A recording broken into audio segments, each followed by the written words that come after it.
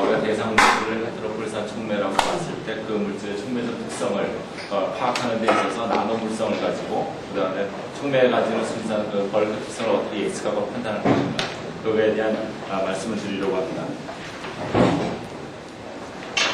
잠깐 번역의 대상이 되었던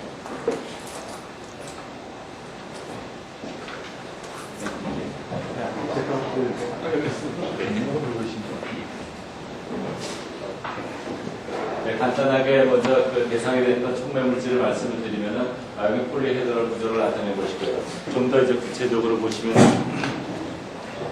이렇게 생긴 물질입니다. 가장 기본적으로는 중앙에 이렇게 초록색 부분이 중심 원소라고 하는 부분들이 있고요. 빨간색으로 표현된 베리 원소가 있고 노란색으로 표현되어 있는 것은 산소가 되겠습니다. 그래서 전체적으로 봤을 때 크기는 약 1나노미터 정도의 크기를 갖고 있는 물질이 되겠습니다.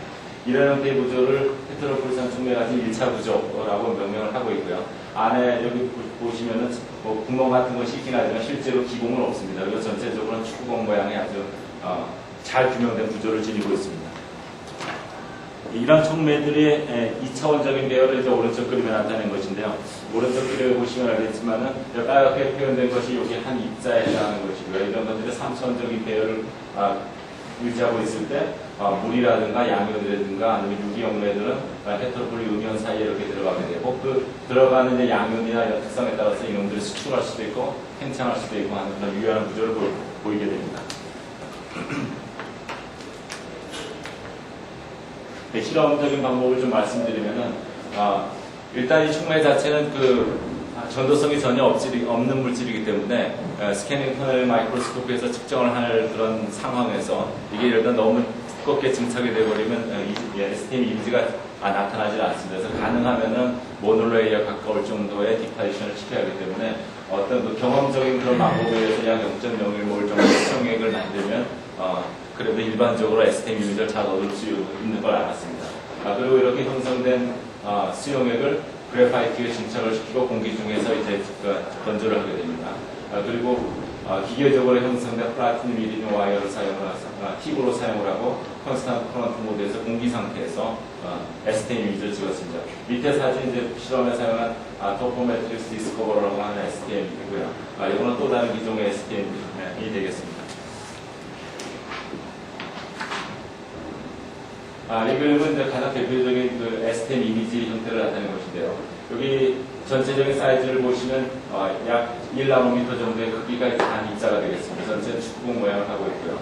그 다음에 이걸 STM 이미지로 해서 찍게 되면 이제 이와 같은 구조, 이와 같은 이미지를 얻게 되는데 여기서 이제 측정된 사이즈도 약 11.7 정도로서 XRD에서 측정된 것하고는 매우 유사한 거의 가까운 그런 구조를 보이고 있습니다.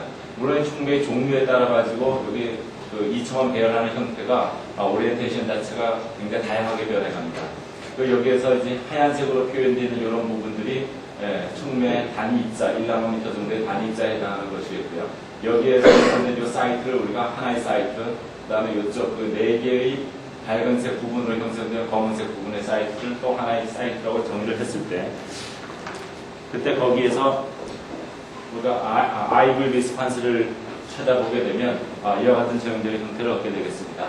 여기서 보시면 알겠지만은 그 촉매 가운데 그 까만색 부분으로 형성됐던 곳에서 그 IV를 측정을 해보면 이것은 그래파이트가 가지는 이미지 IV 특성하고 동일하게 나타납니다. 다시 말하면은 증착된 이미지 자체, 그러니까 증착된 샘플 자체가 모노레이어로 깔려 있다는 것을 알 수가 있습니다. 반면에 헤테로폴리스한 입자 위에서 찍게 되면은 특징적인 IV 커브가 나타나게 되는데 일반적으로 전압이 증가하면 추가 전류가 증가하는 것은 이제 맞는 현상입니다. 그런데 반면 이쪽 영역에 들어가면 어떤 영역에 대해서 바이어스 볼테이지가 증가함에도 불구하고 전류가 오히려 감소하는 그런 특징적인 현상이 나타나게 되겠습니다. 그래서 여기에 나와 있는 전류 V값에 대해서 DV 값을 구하고 오른쪽으로는 이제 볼테이지를 그대로 놔뒀을 때 한번 미분한 값이 되겠죠. 한번 이렇게 그림을 그려보면 특정 영역에서 이렇게 마이너스 값을 가지는, 의미 값을 가지는 그런 영역이 나타나겠습니다. 그래서 이러한 상태를 네거티브 디퍼런셜 레지스턴스라고 명명을 하고요. 거기서 그리고 나타난 이 촉매의 전압들이 촉매의 종류에 따라서 굉장히 다양하게 나타납니다. 물론 이 NDR 현상이라고 하는 것이 촉매 물질이 가진 어떤 전자적인 특성하고 밀접한 관련이 있을 것이고, 전자적인 특성이라고 그러면 촉매 입장에서 봤을 때는 촉매가 가진 산화하는 능력하고 또 밀접한 관련이 있을 것이라고 판단이 들어서, 그래서 여기 나타나는 그 촉매마다 나타나는 이 NDR 전압하고 실제 촉매가 가지는 산화하는 능력과의 상관관계에 대해서 살펴보았습니다. 이건 또 다른 형태의 가장 기본적인 헤테로폴리스한 이미지를 나타내는 것입니다. 마찬가지로 사이트 1과 사이트 2로 명명되어 있을 경우에 NDR 현상이 나타나는 것을 알 수가 있고요. 그런데 이 NDR 그 전압이 나타나는 것들이 촉매마다 딱 동일하게 한 값에서 나타나는 건 아닙니다. 그러니까 예를 들면 어떤 것은 강하게 나타나고 어떤 것은 약하게 나타나기 때문에 이게 NDR 전압이 얼마다라고 얘기하기 위해서는 반드시 어떤 통계적인 처리 과정을 거쳐야 됩니다. 그래서 한 촉매에 대해서 NDR 전압을 측정을 해서 우리가 분포를 측정해 봤을 때는 거의 가우시안 분포의 형태를 보이고, 거기서 제일 빈도수가 높은 데서 나타나는 가운데 평균값, 그것을 해당 헤테로폴리스한 촉매의 대표값이라고, 대표적인 NDR 값이라고 이제 정의를 해서 실험에 임했습니다. 이 그러면 이제 헤테로폴리스한이 그 양이온이 변해감에 따라서 헤테로폴리스한이 가진 NDR 전압과 촉매의 산화하는 능력과의 상관관계를 보여주는 것인데요. 여기 프로톤을 중심으로 해서 프로톤 대신에 시슘이 하나, 둘, 세 개로 증가하는 경우와 구리가 하나, 둘, 세 개로 증가하는 경우가 있는데, 이 경우를 보시면 시슘이나 구리 치환량에 대해서 전혀 다른 경향을 보이게 됩니다. 시슘량의 경우는 치환량이 증가하면 할수록 NDR 전압은 높은 쪽에서 나타나고 리덕션 포텐셜은 감소합니다. 반면에 구리는 시슘과는 전혀 반대의 경향을 보이게 됩니다. 이 두 물질의 차이는 뭐냐면 프로톤을 중심으로 해가지고 프로톤보다 일렉트론 네가티비티가 작으냐 혹은 크냐, 이 그 차이에 기인하는데요. 구리 같은 경우에는 일렉트론 네가티비티가 큰 물질이고요. 시슘 같은 경우는 일렉트론 네가티비티가 작은 물질이 되겠습니다. 그러나 시슘이 치환이 됐건 구리가 치환이 됐건 간에 하나의 공통점이 있다고 그러면 NDR 전압이 낮은 전압에서 나타나면 나타날수록 헤테로폴리스한이 가지는 산화하는 능력, 리덕션 포텐셜은 크게 나타난다고 하는 사실입니다. 그래서 이번에는 다양한 종류의 양이온을 변화시켜가면서 NDR 전압을 측정해 본 건데요. 마찬가지로 여기서도 보시면 알겠지만 치환 그 양이온의 일렉트론 네가티비티가 증가하면 증가할수록 NDR 전압은 낮은 쪽에서 나타나고 촉매의 산화하는 능력은 큰 것으로 그렇게 나타나고 있습니다. 다시 말하면 우리가 NDR 전압을 우리가 되게 잘만 이용을 하게 되면 그 촉매가 가지는 리덕션 포텐셜을 예측할 수 있다라고 하는 것하고, 그리고 우리가 NDR 전압이 나타날 수 있는 그 값의 범위도 그 촉매에 가진 일렉트론 네가티비티, 양이온에 가진 일렉트론 네가티비티를 알게 되면 우리가 예측을 할 수 있다는 그러한 결론을 내릴 수가 있습니다. 반면 헤테로폴리스한이 이번에는 이제 배이 원소로 퉁스텐을 고정시키고 중심 원소를 변해가면서 실험을 해본 것인데요. 이 경우에도 양이온 교환하고 동일한 그런 결과가 나타나고 있습니다. 중심 원소의 일렉트론 네가티비티가 증가할수록 NDR 전압은 낮은 쪽에서 나타나고 촉매 산화하는 능력은 증가하는 것으로 나타나고 있습니다. 이거는 또 하나의 예인데요. 마찬가지로 여기 경우에는 이제 퉁스텐이 배위 원소가 되고 몰리브덴이 배위 원소가 되고, 마찬가지로 이 경우에 대해서도 중심 원소를 바꾸고 이 경우에 대해서도 중심 원소를 바꾸는 경우에도 마찬가지로 NDR 전압이 낮은 쪽에서 나타나면 나타날수록 리덕션 포텐셜은 증가하는 것으로 나타납니다. 그러니까 NDR 전압이라는 것 자체가 STM에서 측정된 이 촉매의 나노 특성인데, 그 특성을 가지고 이런 촉매들이 가지는 벌크형 촉매의 어떤 산화화 능력을 그대로 리프린트하는 할 수 있는 그런 가능성을 보여주고 있습니다. 반면에 배이 원소가 치환되는 경우에는 좀 다른 경향을 보이는데요. 예를 들어서 퉁스텐이나 몰리브덴 반환 중에 하나씩 더 치환됨에 따라서 전혀 다른 경향을 보입니다. 예를 들어서 배이 원소 치환인 경우에 여기 보시면 알겠지만은 일렉트론 네가티비티가 감소하면 감소할수록 촉매 산화하는 능력은 증가하고 NDR 전압은 낮은 쪽에서 나타납니다. 그러니까 일렉트론 네가티비티에 관한 말씀을 드린다면 폴리아톰, 그러니까 배이 원소가 주는 영향이라고 하는 것은 양이온이나 중심 원소가 주는 영향하고는 전혀 반대 경향으로 나타나지만, NDR 전압과 리덕션 포텐셜과의 상관관계를 본다면 그거는 치환 종류에 상관없이 동일하게 나타나는 것입니다. NDR 전압이 낮으면 낮을수록 촉매 산화하는 능력은 크게 증가한다라고 알 수 있습니다. 마찬가지 배이 원소로 몰리브덴과 퉁스텐이 이제 번갈아 가면서 치환되는 경우에도 NDR 전압과 리덕션 포텐셜을 받는 상관관계가 미미하게 있음을 알 수가 있습니다. 반면에 베이원소로 우리가 반하듬이 치환되는 경우에는 조금 다른 현상을 보이게 되는데요. 이런 경우에는 반하듬 치환량의 증가에 따라서 NDR 전압이나 리덕션 포텐셜이 리니하게 변화하지는 않습니다. 변화하지는 않고 반하듬 두 개인 경우, 이쪽 경우에도 텅스텐이 베이된 경우에도 반하듬 두 개 치환체인 경우 촉매 산화하는 능력이 제일 큰 것으로 알려져 있고 또 실제 그렇게 나타나고 있습니다.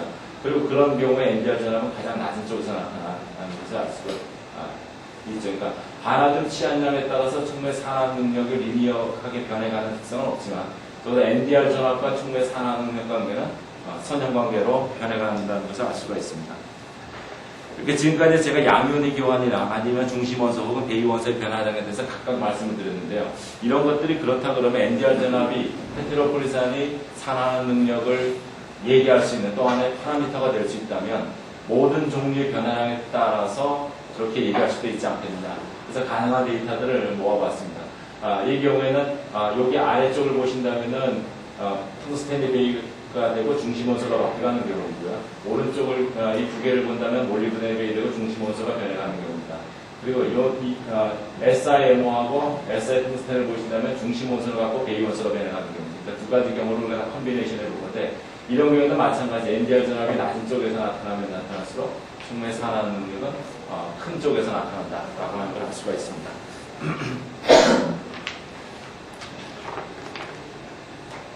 실제 이런 것들을 우리가 촉매 반응에서 이용을 한다라고 하면 다음과 같은 예시가 가능할 거라고 생각하는데요. 이건 프로펜을 산화시켜가지고 아크릴레이시드를 만드는 그런 반응이 되겠습니다. 이 반응의 경우는 이제 아시겠지만은 산화 촉매들이 대부분의 특성이 그렇지만 산화력이 예를 들어 너무 커도 완전 산화로 가서 좋은 촉매가 아니고요.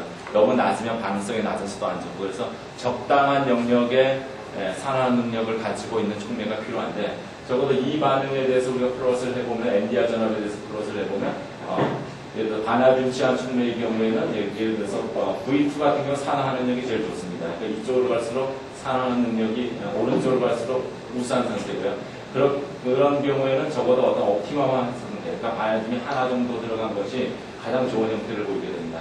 그러나 이 촉매를 기준으로 해서 우리가 양이온을 바꿔보는 경우, 그래서 반하듬 그룹을 양이온 자리에 넣었다거나 아니면 일렉트론 네가티브가 큰 물질을 양이온의 위치에 바꾸게 되면 이런 플롯 자체가 이렇게 변해가게 되는데 이제 여기 이제 많은 데이터들이 있지 않아서 최적의 상태가 어딘지는 얘기할 수 없습니다만은 적어도 우리가 NDR 전압을 우리가 베이스로 해서 플롯을 해봤을 경우에는 어떤 형태의 그 볼펜 플롯을 만들 수 있고 적어도 이 반응에 가장 적절한 NDR 전압을 지닌 다시 말하면 리덕션 포텐셜을 지닌 촉매가 어느 영역에 해당하는지 우리가 예측할 수가 있습니다.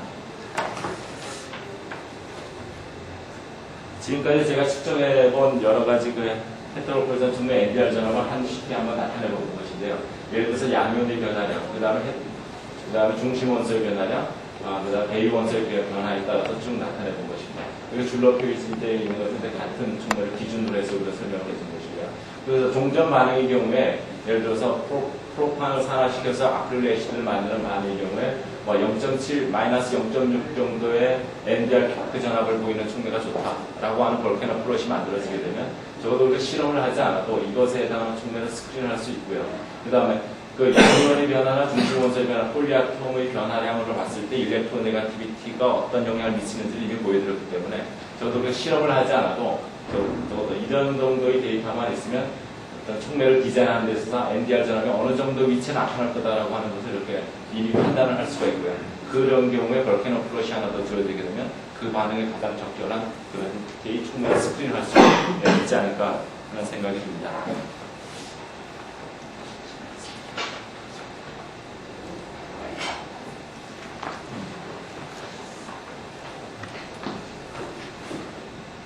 그래서 대략 결론을 말씀드리겠습니다. 결론은 여기 이렇게 써놓긴 했지만 가장 중요한 결론은 헤테로폴리산이라는 촉매 물질이 자체가 이제 사이즈가 1나노미터 정도 해서 나노물질이 이게 되고요. 실제 우리가 촉매 반응에 쓰이는 경우는 나노 상태로 쓰이는 것보다 벌크형 촉매로 쓰이는 것이 많습니다. 단지 제가 여기서 말씀드린 거는 그런 물질들이 가지는 나노 특성을 가지고 그 촉매가 가지고 있는 벌크형 촉매의 특성을 판단하고 예측할 수 있는 툴로서 나노 물질의 특성을 우리가 이용할 수 있다라고 하는 결론적으로 말씀드릴 수 있습니다. 이상입니다.